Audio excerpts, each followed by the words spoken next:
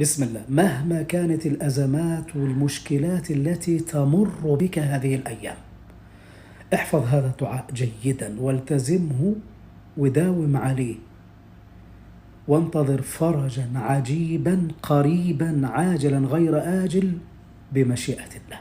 قل: اللهم إني أبرأ من حولي وقوتي، وألتجئ إلى حولك وقوتك.